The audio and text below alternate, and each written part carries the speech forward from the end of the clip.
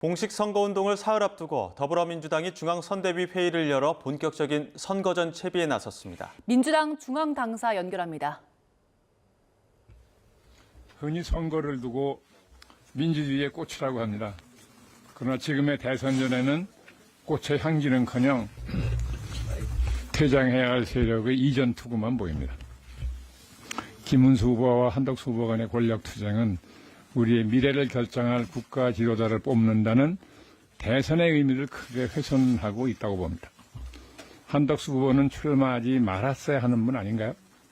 파면당한 대통령의 정부에서 국무총리를 지낸 분이 출마한다는 발상 자체가 이게 국민적 상식에 부합하는 일인지 어떻게 보면 좀 파렴치하게 보이는 일 아닌가요?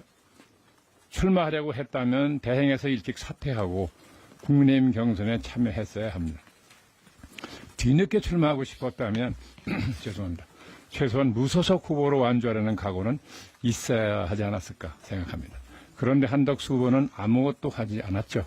그렇기에 출마 자체가 불법 계엄 세력의 정략의 산물이라는 국민들의 의심을 받게 되는 것이라고 생각합니다.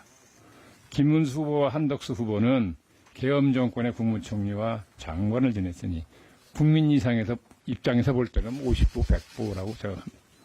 돌이켜보면 윤석열 정권 3년간 국민의힘 당대표는 비대위원장과 권한대행을 포함하면 12번이나 바뀌었고 이준석과 한동훈처럼 한때 인기가 높았던 당대표도 대통령 마음에 들지 않으면 비장하게 버려졌습니다. 정당 민주주의를 그토록 우습게 여기던 분들이니까 국민이 피 흘려 쟁취한 대한민국 민주주의로 계엄으로 훼손하려 했던 것입니다. 그들은 마땅히 퇴출되어야 합니다. 대한민국은 민주공화국입니다. 헌법 제1조에 명시된 엄숙한 내용입니다. 2025년 대한민국의 대선이 그저 헌법 제1조의 내용을 재확인하는 수준에서 치러져서는 안 됩니다. 무엇보다 민생이 너무 어렵고 대내적으로도 산적하는 과제들이 많습니다. 그런 과제들에 대한 해결책들을 놓고 경쟁해야 합니다. 위기와 난관을 극복할 수 있는 유능한 통합의 지도자를 뽑아야 합니다. 그래야 선거가 민주주의의 꽃이 되는 것입니다. 국가의 발전을 기약할 수 있습니다. 이번 선거에서 민주당은 퇴행의 세력을 심판하는 동시에 미래에 대한 비전도 제시해야 합니다. 비전과 가치를 공유하는 이들을 늘려나가는 선거를 위해서 최선을 다하겠습니다.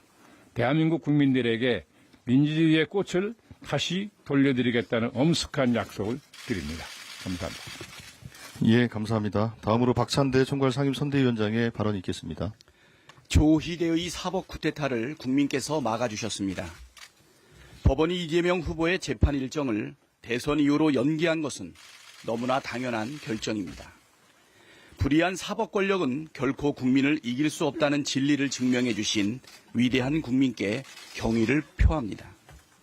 하지만 끝난 것이 아닙니다.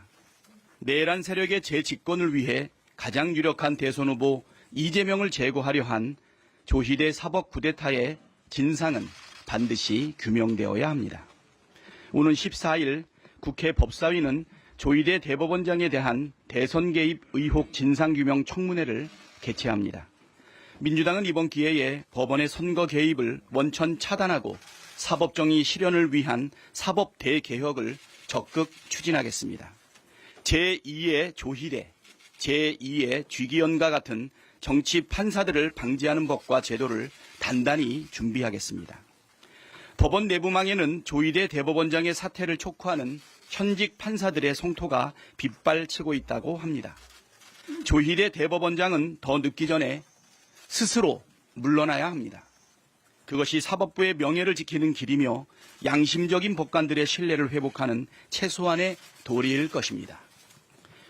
대법원에 이어 중앙선거관리위원회도 수상합니다. 우리 당 김한규 의원이 중앙선관위 주최 TV 토론회에서 마이크에 대고 이재명 후보를 언급하고 국민의힘 후보 이름이 들어간 피켓을 쓴 것이 문제가 된다며 조사에 나섰다고 합니다. 네, 민주당 중앙선대위 회의 모습 보고 오셨습니다. 박찬대 상임총괄선대위원장은 일단 조희대 대법원장에 대한 비판도 이어가는데요. 오늘 회의 내용은 정리가 되는 대로 다시 한번 정리해서 전해드리도록 하겠습니다.